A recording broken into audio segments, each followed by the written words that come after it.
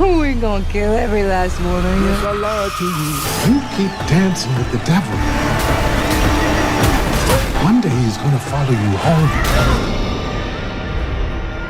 Hey everybody, welcome back to another episode of Ending Explained. My name is John here on Bird Down Cinema, and today we are breaking down the new film by Ryan Coogler and Michael B. Jordan. The same team that brought you Black Panther, Creed, and Fruitvale Station are back to give you a supernatural horror movie, Sinners. But before we begin, if you could, please and thank you, be sure to give the video a thumbs up and subscribe so that the YouTube algorithm doesn't suck this video drier than the Sahara Desert. Alright, now without any further ado, sit back, relax, and enjoy as we talk about Sinners. Sinners has world premiere on April 3rd, 2025 in New York City, before having a wide release on April 18th. The budget for Sinners is set to be $90 million, but according to sources, needs about $185 million to break even, which unfortunately I just don't see happening. These days you almost need a gimmick like Barbenheimer or dare I say Minecraft to really pull that off. It is shot beautifully on IMAX, but I'm not sure that will be enough for it to break even. At the time of recording, the weekend projections vary, but are currently being tracked somewhere between $30 million and $40 million. Also, I found out one of the reasons that Blade was delayed and then canned altogether was because apparently the script was very similar to the way that they had planned for the Blade movie, which made it go into rewrites and then eventually was just shut down completely after 5 years of Will They Won't They. There's only been one Blade. There's only ever gonna be one Blade.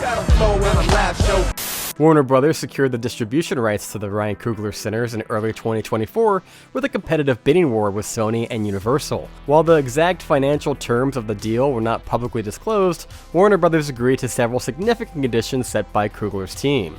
Number 1, first dollar gross participation. Coogler would receive a percentage of the film's gross revenue and the first dollar earned.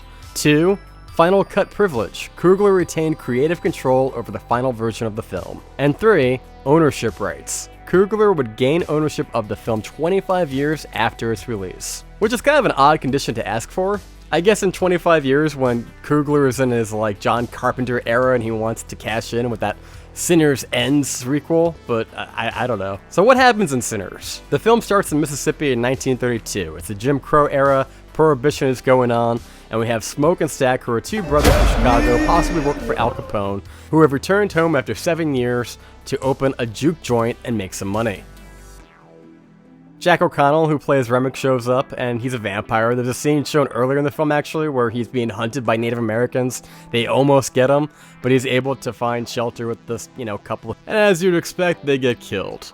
Or better yet, recruited into his gang. Yes, I lied to you. So Remick and his new friends, they go to the juke joint, they try to go in, they try to get an invite, but Michael B. Jordan's like, nah man, this is a house party and you're not invited. However, Haley Steinfeld, who plays Mary, she's like, you know what? We kind of need the money to get this place up and running. They have gold.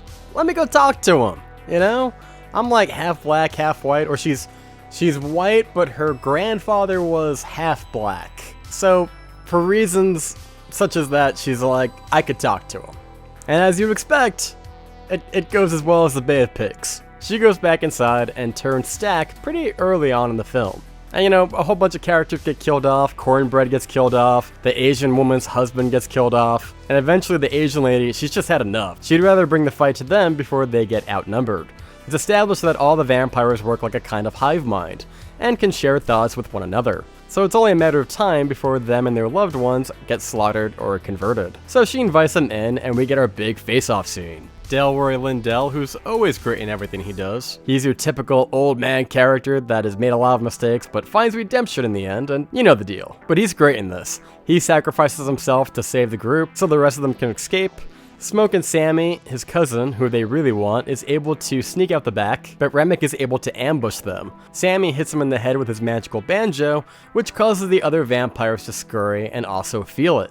Remy is about to kill Sammy in the lake, but Smoke shows up at the last second, stabs him in the back with a stake, and this causes him to die, and the sun comes up, and pretty much all the vampires are taken out at once. It's pretty cool. That's what that scene with that giant fire tornado is. Yeah, it's pretty badass. Kind of reminded me of Midnight Mass. And I guess it's because the sun came up, because in theory, killing Remick should have either killed or reverted the others, but clearly we're not playing by kill the head vampire rules, because doing so doesn't turn you back. Once you're bit, you're a vampire for life. At the end, we see Sammy show up at his father's church. He's all scratched up, he has half of that guitar left, and his daddy is a preacher. He's just like, put the guitar down, son. Come change your life. And the son's like, no, Dad, I'm out. You know, music is my life. Just gets the hell out of there. Remick is actually a pretty interesting antagonist because he kind of makes some pretty decent points. He points out that the white guys that sold the brothers the mill are actually like the grand wizards of the KKK. So if they opt not to join him and be vampires, more than likely the Klan is going to kill him. You know, we find out that the mill that they sold him is actually like a kill zone for the KKK. Not to mention, even if they survive those guys, Smoke and Stack stole beer and wine from the Irish and the Italians back in Chicago. And it's only really a matter of time before they put two and two together, come to Mississippi, and kill him. So between the Irish mob, the Italian mob, and the white mob, yeah, being a vampire kind of makes the most sense. Kinda. And at this point, this is the part you see in the trailer. You see Michael B. Jordan, Smoke. He's got all the guns from like when he served in the military or his father had them. And he's got the Tommy gun. And at this point, the KKK guys are showing up. And he just goes full on Road to Perdition meets True Detective Tommy gun style and takes them all out. But of course, in the process, he gets shot too. And honestly, I didn't mind that because there's like, I mean, he does snipe a couple of them, but there's gotta be like 18 white guys and then just Michael B. Jordan, no protection. He's just like walking into the middle of an open area. You know, he should have taken a lot more ammunition, if you ask me, but he got them by surprise, so I guess it's possible. There's also a great scene where he takes a hand grenade, just tosses it into the side door, and blows that motherfucker up. It's fucking mwah!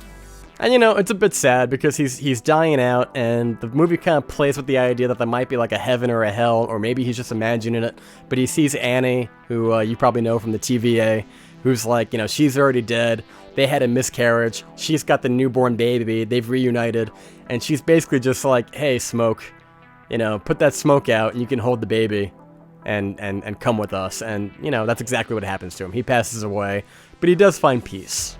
But it's interesting because it makes you wonder if there's a heaven and a hell in this universe as well. Now, this is where you probably think the movie's over, but there's actually several of, like, post-credit scenes. Let's go through them real quick. So the first thing we see after that, it's like 60 years later, it's 1992. We see Sammy, he's an old man, he's still playing music, and it's with this that Stack and Mary show back up. By the way, when he comes in, man, he looks like Cool Running. He looks like he's about to help John Candy win a bobsled competition. Like, I don't know who dressed him, but like, I was expecting Eddie Murphy, Vampire in Brooklyn kind of bullshit, and they dressed him like this, and I'm like, nah, man, that ain't it. And they're basically like, look, I promised your brother Smoke I wouldn't kill you, but you should join us. Sleep all day, party all night, never grow old, never die. And he's like, nah, fam, I'm good. I'm an old man. I've seen enough in this world. I know my time is soon, but like I'm fine just to go.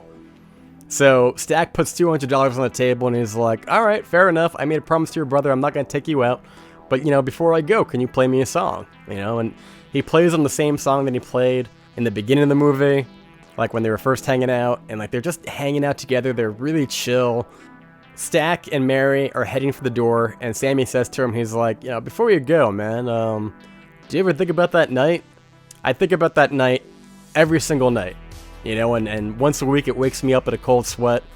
I got PTSD from it, but, you know, I also think about before the sun went down that night, I think about your brother, I think about you, I think about my hometown, I think about the music, I think about the night that we partied, and I think about how that's like the greatest night of my entire life.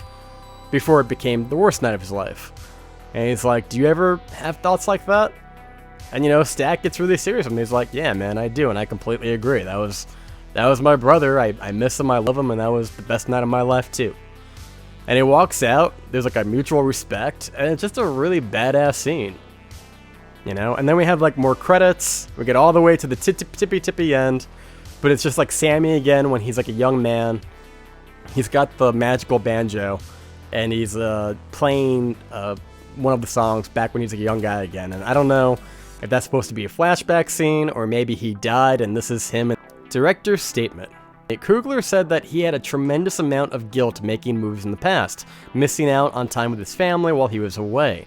One of his uncles passed away and he regrets not spending more time with him. However, he does talk about how he would often listen to certain blues songs that would remind him of his uncle and would make him feel like he was with him when he wasn't.